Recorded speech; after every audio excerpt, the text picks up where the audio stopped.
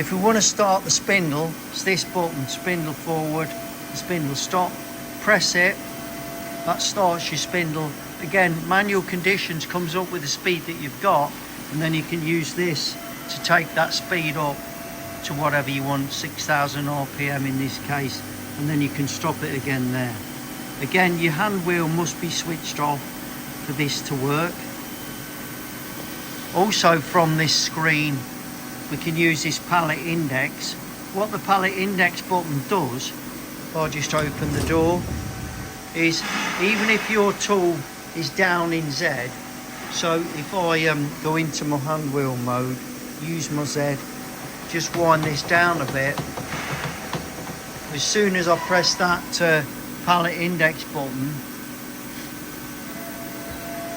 it's telling me that I'm in my handle mode, so it's telling me to switch that off.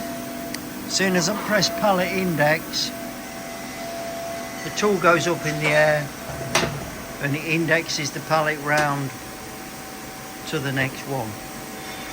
And it will do this with the door open.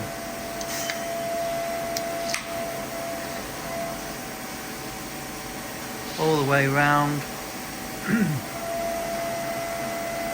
and stop. There. So when we press zero return, it takes the tool up and completely, you've got to remember, by the way, to keep switching this hand wheel off, otherwise nothing works.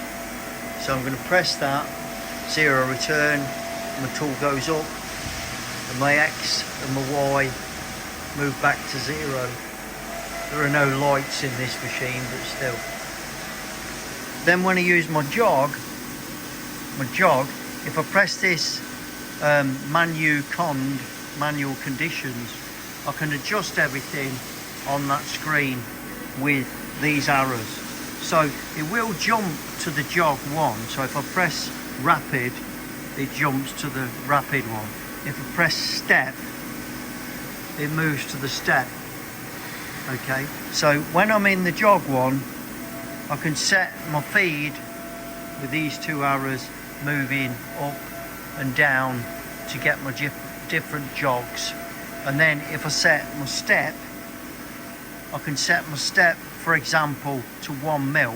So that means each time I press this Z minus key, it will move the Z down 1 mil. As you can see on that display, it's moving 1 mil at a time. So if we now go to position, to zero up this display, we use the counter reset.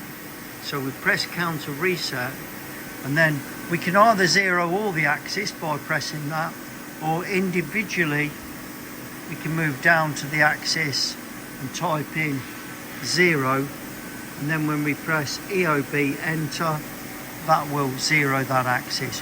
Or if we press the set all axes, we just zero everything. And this is just your relative position. It doesn't do anything other than what you might want to use it for.